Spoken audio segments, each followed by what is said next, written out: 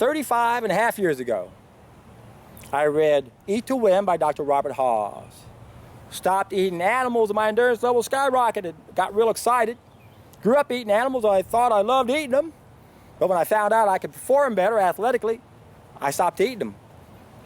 Then when I perfected a mathematical procedure to monitor my caloric activity, I started writing a book on weight loss. And that's when I discovered a book called Are You Confused by Dr. Paavo Airola. And that's when I took my diet to the next level. I stopped cooking my food. Now I realize we shouldn't just eat to win, we should eat to win-win, as opposed to the way we do it now where we eat to lose-lose. We lose and everything else loses on top of it.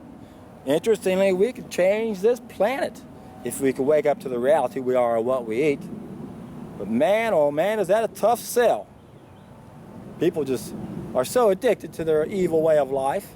And there's only one way to break away from that evil way of life. And that's by taking a solid food vacation. Tolstoy understood this. I'll put a link down below to The First Step to Paradise, where Tolstoy explained we're addicted to an evil way of life.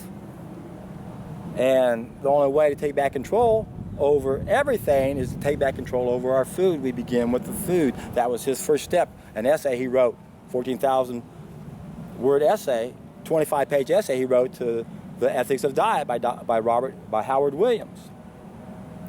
Tolstoy understood what we're up against. It's difficult to help people understand we are what we eat. And right now, more and more people are realizing we can eat to win by doing what I did 35 and a half years ago. Stopped eating animals, read the book Eat to Win. He explained that you perform better. Well, they've got the science now that explains that. James Cameron in his documentary, The Game Changers, shows the science behind what happens when we eat animals. It shrinks the epithelial cells in our blood vessels. What does that mean? Less blood, less oxygen to the muscles, not going to perform as well. I saw it firsthand when I did that. And then when I figured out what to eat and how much to eat, I realized, hey, I could help other people learn how to do this the right way. And then that's when I found the book, Are You Confused? And now I realize that we need to take this whole concept to another level. We don't want to just eat to win. We want to eat to win-win. We don't want to eat to lose-lose. Life is an illusion, my friends. So I'm going to put links down below to... Oh, cool. Look at this, guys. I hope that flies around. All right. Insisting that... I can't even remember what I was going to say. How cool is that? Anyway, I'm going to put links down below to 2 videos that I did, and I highly encourage you to go to those videos so you can read the comments back then. But I'm also going to include it in this video. The first video is imposing our beliefs and way of life on others. And in that video, I explain how Cicero came up with 6 mistakes. So be looking for Cicero's 6 mistakes. 6 mistakes. Number 1, the delusion that individual advancement is made by crushing others. Win-lose. We know now it's much better to think win-win, right? In fact, that's one of Stephen Covey's 7 habits of highly effective people. Think win-win. Now, I did a video on Stephen Covey's 7 habits of highly effective people. I'll put a link down below. And I point out in that video that win-win is really on our to-get list. Remember, 3 stages of knowledge. What we think, what we do, and have done to us, and what we get. On our to-get list, if we're on the right path, applying knowledge, satisfying our needs, we don't have problems within our control. And all those things we want that will motivate us to do the right thing are on our to-get lists. Like cooperate and love one another, and share, and all those things that they tell us that we should do, whether it's 7 spiritual laws or 10 commandments. Those are on our to-get list. They should be a given if we're just taught how to eat to win-win. We eat to win-lose. Think about it. When you eat a hamburger, something's losing in that bargain, in that trade. Not a bargain at all, is it? If we could learn and be taught to eat to win, where our food wins also, which it does because there's a symbiotic relationship with our species-specific diet. When it flourishes, we do too. We should think win-win when it comes to eating, and when we did that, we would automatically think win-win. We would know that individual advancement comes not by crushing others, but by making everything around us better. That's what happens when we bump up our biophotons and gain back our sixth sense. We feel one with everything. And we realize there's only one way to make our lives better, to make everything around us better. You crush something else, you crush yourself. Think win-win. Number 2, the tendency to worry about things we cannot change. Think about that one. That's Stephen Covey also. Be proactive instead of reactive. The tendency to worry about things we cannot change, that cannot be changed. We don't want to worry about things that cannot be changed. And I explained that in my special teaching tool, where if we look at the 3 stages of knowledge, our problems are in that 3rd stage on the wrong path. And there's identified 2 main types of problems. 103 are problems within our control, and 104 are those problems that are outside our control. So we don't want to worry about those things we cannot change. And this goes back to Epictetus, the Serenity Prayer, 3 types of problems: complete control, limited control, no control whatsoever. The Serenity Prayer. God grant me the serenity to accept the things I cannot change, courage to change the things I can, and wisdom to know the difference. And this is the key right here, and I pointed that out in that video I did about Stephen Covey's 7 Habits. Being proactive. We lack the wisdom to be proactive. We don't realize most of our problems are self-inflicted. We've been tricked into thinking they're outside our control, and we got to go run to our so-called experts so they can give us poisons in the name of health.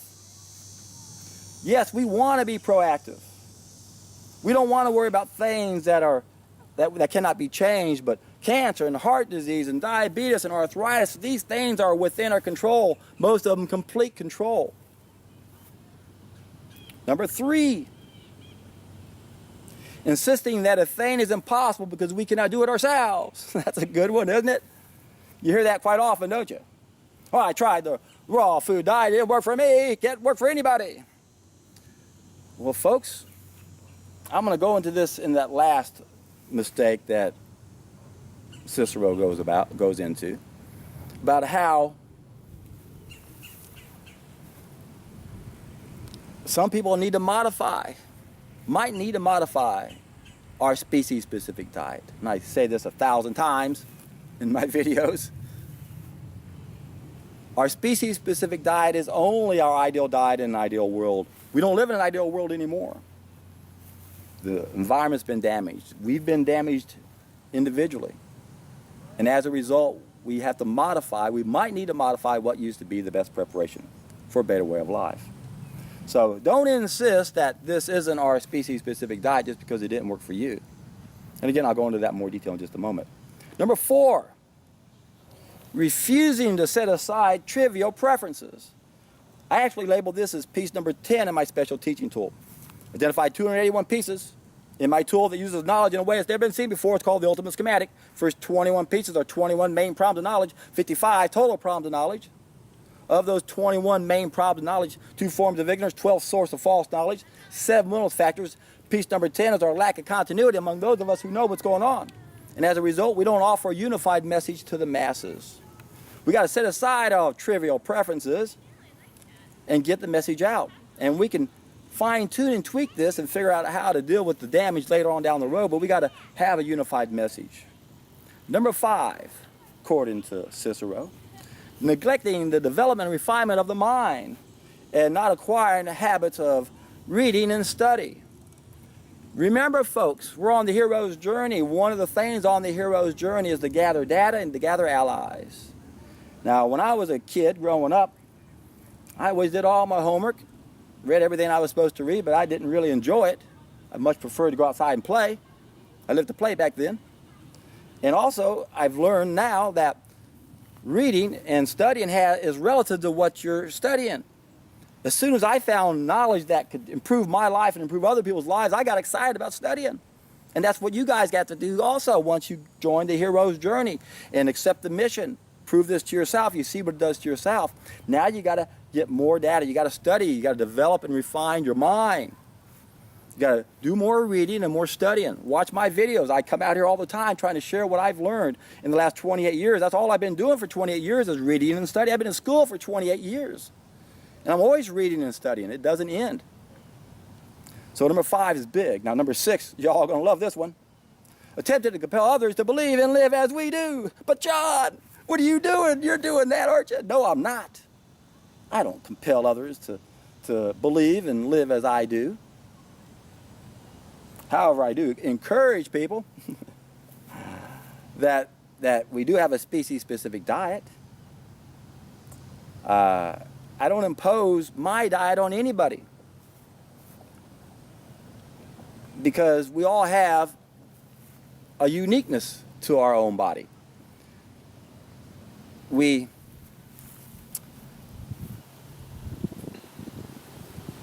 are not imposing our diet on other people. We're imposing our diet on other people. But our diet is going to be a little bit unique. We're going to share the species-specific diet in common, and then we're going to have our own unique situation we have to deal with. If you live up in Canada or UK and you're not getting the sunshine, you're not getting your vitamin D, now you've got another group of needs because we're damaged as a society. We're not living where we were originally designed. Can't even eat locally grown food anymore because we're not living where we're designed. So we have to realize that I'm not imposing my diet on anyone, but I am imposing our species-specific diet on everybody, helping them realize that the bulk of their diet is the same diet as mine. Now, I only have to make one simple adjustment in my diet, and that's B12. That's all I do different. I take a sublingual B12 twice a week as a maintenance. And that's all I do. And again, I'm not imposing my way of life or my diet on anyone else. There are laws of nature we all have to obey. I'm not imposing my laws of nature, they're laws of nature. We have to respect those laws of nature. We have to respect our anatomical limitations. I'm not telling you what to eat, your anatomy is telling you what to eat. I'm not imposing my diet on you, your anatomy is imposing your diet on you. We just happen to have the same anatomy. So we should have something in common. The thing in common is our species-specific diet. Now, again, am I imposing my beliefs on anybody? No, I'm saying there are laws of nature we have to obey. The biggest one is cause and effect. And if we don't have knowledge of how to live that precedes the cause, the things we do, then we're going to make mistakes and end up with problems. And I got excited when I first found these 6 mistakes by Cicero long ago, because I got 5 main mistakes. Now, if I was going back in his day, I'd only have 3, because the last 2 had to do with the the Industrial Revolution and the Chemical Revolution. So back in Cicero's days, he should have had those 3 mistakes on there. He didn't have that. He didn't have cooking our food, mistake number 1, eating animals, mistake number 2, number 3, eating plants we're not biologically adapted to eat. Those should have been on that list. If he would have put those on that list, he wouldn't need to think win-win, right? And then we could be proactive. We wouldn't have so many problems to worry about and not even know that they're within our control. That's the problem. So many times people are worrying about things that they should worry about because our so-called experts don't have that information. Again, if Cicero had those 3 mistakes on there, would we be having those other mistakes also? Think about it. Would it be insisting that it's impossible? Possibly. I can't do it. Some people might still think that. Are we setting aside our trivial preferences? I don't think that would be a problem. The development and refinement of the mind, that would be a given also. And then as far as compelling others to live like we do and believe like we do, I'm not telling you that you have to believe in my religion and have my dietary restrictions. I can understand why that could be a mistake. You know, you can't impose your beliefs on God on me and your dietary restrictions. But we have dietary restrictions. We have anatomical limitations, folks. There's no way around it. And you can argue till the cows come home and say, well, our guts have morphed, but they haven't changed the length of them. Eating a dead animal is still going to take too long to go through our food tube, and that's going to cause a lot of problems. So the moral of this whole video goes back to what I always say. If you don't understand the cause of disease, if you don't have the knowledge of how to live, then you really don't understand anything when it comes to solving problems. All these philosophers that don't talk about food are missing the boat, because that's the biggest mistake we're making right there. We're eating unnatural food. And what people end up doing, they sitting there pointing their fingers at subsequent causes, right? Let's work downstream. Stop thinking win-lose. Let's think win-win. Come on, let's be proactive. But wait a second. I lack the wisdom to know the difference. How can I be proactive? You can't, can you? That's why it's so important for the vast majority of us to test an idea whose time has come. Take that solid food vacation until you have the aha moment. And that will change your mentality. That's our problem, folks. We've got the wrong mentality. We have an exchange mentality. And it's all because we eat to win-lose. The day we can wake up and eat to win-win, oh, that's the day, my friends. Everybody, especially those other guys that were eating, are in for a treat.